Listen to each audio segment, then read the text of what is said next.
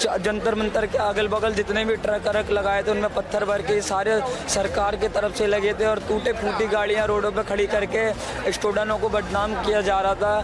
RS वाले गुंडे थे वो, उनको जूतों से मारा था, लेकिन वही कैमरे में दिखाया जा रहा है स्टूडेंट पत्थर मार रहे थे पुलिस वालों को। ऐसा कुछ नहीं है। आपसे हम ये पूछना चाहते हैं कि जिस दिन पुलिस का अटैक हुआ, लाठीचार्ज हुआ और स्टोन पेल्टिंग वगैरह हुआ, तब माहौल क्या था यहाँ का? मैम हम जब आए सुबह 20 तारीख को तो पब्लिक तो बहुत थी और कोई पब्लिक ऐसी हरकत नहीं कर रही थी जिस हिसाब से पुलिस को लाठी चलानी चाहिए थी। सारी पब्लिक एकदम शांतिपूर्वक अपना प्रदर्शन कर रही थी और नारेबाजी कर रही थी। किसी को कोई वो नहीं पहुँचा रही थी हानि। लेकिन पता नहीं, ये सुबह तो ठीक था एकदम, लेकिन 1 बजे के बाद पता नहीं पुलिस वालों को और ये आर्मी वालों को पता नहीं क्या हुआ और एकदम इस पूरी पब्लिक पे लाठी चार्ज कर दिया। पब्लिक में बड़े भी थे, छोटे भी थे, लड़की भी थी, आंटियां भी थी, बूढ़े भी थे, सबको लाइन से मारते गए जो उनके आगे आए। कहीं ये भी नहीं देखा पुलिस वालों को ट्रेनिंग दी जाती है कमर से नीचे पब्लिक का अगर लाठी चार्ज का ऐसा कुछ होता है, लेकिन होना नहीं चाहिए था ऐसा। किसी पब्लिक ने ऐसा कुछ करा ही नहीं था। लेकिन वो कुछ मतलब पुलिस का कहना है पत्थर आउट कर रहे थे, ये कर रहे थे। मैम पत्थर आउट नहीं कर रहे थे किसी ने भी।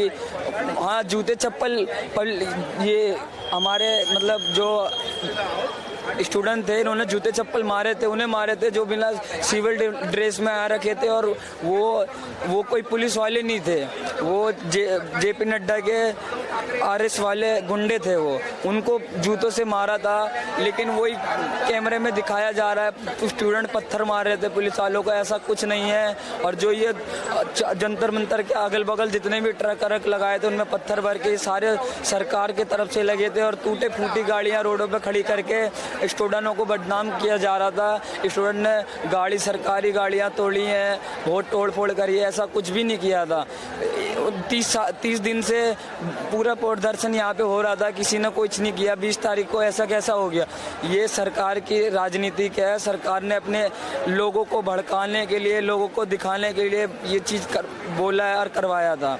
यहाँ पे मतलब स्टूडेंटों की कुछ भी गलती नहीं है। स्टूडेंट अपनी हक की लड़ाई लड़ने आए थे, लेकिन वो सरकार को मतलब कहते हैं ना बेटी पढ़ाओ और बेटी बचाओ। यहाँ तो बेटियों को भी इतना मारा है जो मतलब भगदड़ में लड़कियाँ गिर गई हैं, उन्हें उनके पेटों पे चढ़ के घूसे लात पुलिस वालों ने मारे हैं। वीडियो भी बनी है, बहुत इंस्टाग्राम में देख रहे होगे आप लोग भाई।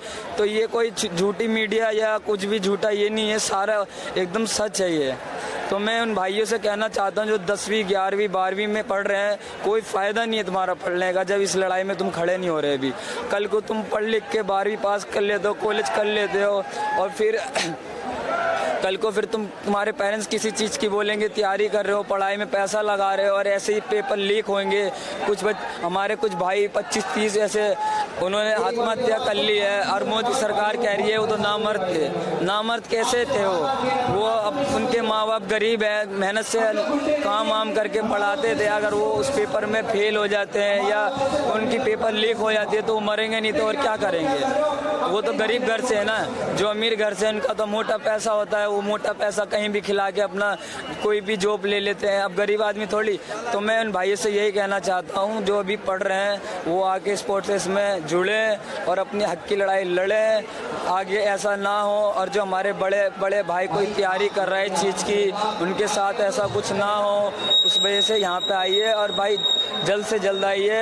अगर ये भीड़ ख़त्म हो गई तो ये मान लीजिए इसके बाद यहाँ पे दिल्ली में, भारत में कुछ भी नहीं हो सकता है। भारत को अंदर ही अंदर खोखला करा जा रहा है पूरी तरीके से। बस मैं इतना ही कहना चाहता हूँ। और हम में भगत सिंह शहीद जी का खून है और ये खून मरेगा नहीं जब तक जिंदा, जब तक लड़ेंगे। ಮತ್ತಷ್ಟು ವಿಶೇಷ ವಿಡಿಯೋಗಳನ್ನು ನೋಡಲು ಮತ್ತು ಹೊಸ ವಿಡಿಯೋಗಳ ಬಗ್ಗೆ ತಿಳಿಯಲು ಈ ದಿನ .com ಯೂಟ್ಯೂಬ್ ಚಾನೆಲ್ ಸಬ್ಸ್ಕ್ರೈಬ್ ಮಾಡಿ ಮತ್ತು ಬೆಲ್ ಐಕಾನ್ ಕ್ಲಿಕ್ ಮಾಡಿ.